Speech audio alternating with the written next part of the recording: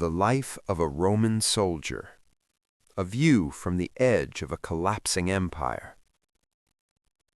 The Roman Empire once ruled almost the entire ancient world.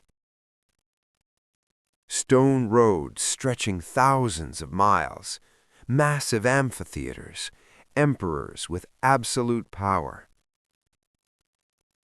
But Rome was not held together by marble. It was held together by people, not emperors, not senators, but unnamed soldiers standing at the very edge of the empire. This is not a story about glory. This is a story about the cost. Around the year 240 A.D., not in Rome, not in wealthy cities, but in Moesia, the northern frontier of the Roman Empire. A cold land, rugged, constantly on edge. Here, watchtowers are never left empty. Soldiers stand for hours in freezing wind, staring into forests where enemies can appear at any moment. Moesia does not exist to prosper.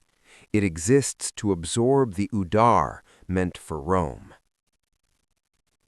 Being born into a soldier's family in Moesia does not mean having a normal childhood. A father, a Roman soldier, a mother, a local Thracian. One serves the empire, the other belongs to a conquered land. The child grows up surrounded by clashing metal, drill commands, and the constant knowledge that war is not something that might happen, but something that will. On the frontier, children do not just learn how to live, they learn how to survive. Long-distance running, carrying heavy loads, wooden swords, shield formations. Not to become heroes, but to stay alive if the fort is attacked. This is not official Roman policy, but on the frontier, this is reality. Days are for physical training, nights are for Latin, the language of power, the language of command. The teacher is not a scholar, it is the father, a soldier exhausted after a full day of drills. Education is not built on understanding, it is built on discipline and fear. In Rome, becoming a man means learning to endure.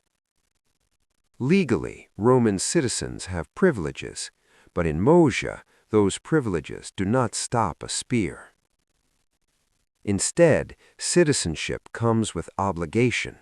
Serve the army, defend the empire, sacrifice when required. For a soldier's son, the army is not a choice, it is destiny.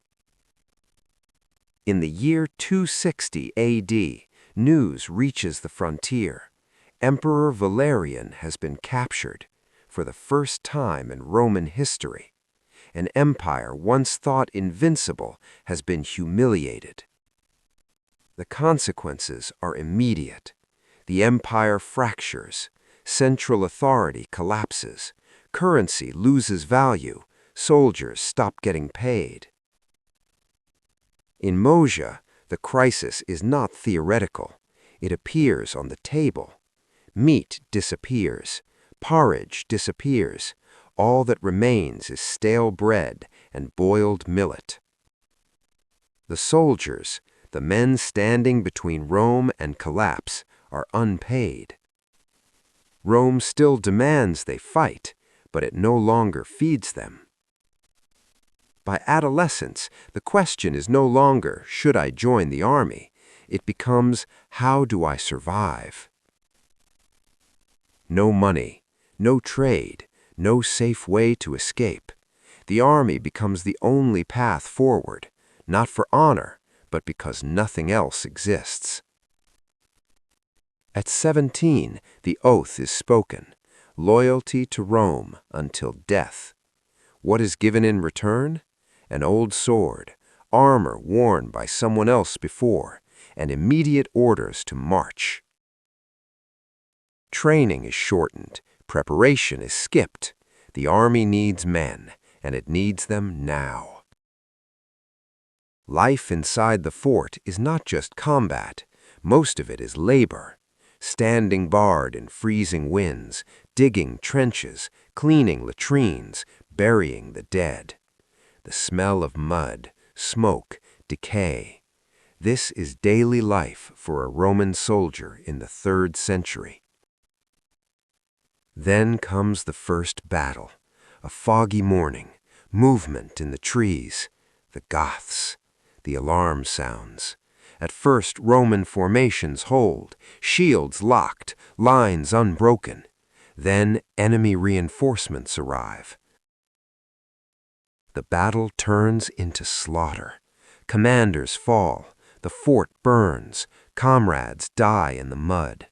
Those who run die the fastest. Those who stay fight for each other, not for Rome, but for the man beside them. Eventually, the enemy withdraws. There is no triumph, no celebration, only bodies and silence. This is when many soldiers understand Rome does not reward sacrifice. It only acknowledges those who survive. The survivors are given command, not because of training, not because of brilliance, but because they are still breathing. A new title, more responsibility, pay still uncertain. This is the paradox of the late Roman army. Amid the chaos, a figure emerges. Aurelian, a cavalry commander willing to act. He declares his intent to reunite the empire. Palmyra falls. The Gallic Empire is crushed. Rome is whole again. But at what cost? Campaigns stretch on, brutal, relentless. Entire units vanish. Survivors carry wounds that never heal. The empire is saved. The people are not. One serious wound ends everything. No longer fit to fight, no longer useful. Discharge follows. A small plot of land, a formal thank you. Rome moves forward, leaving behind those who parried it. Life becomes quieter, but war does not disappear. It lives in memory, in sleep, in the faces that never returned.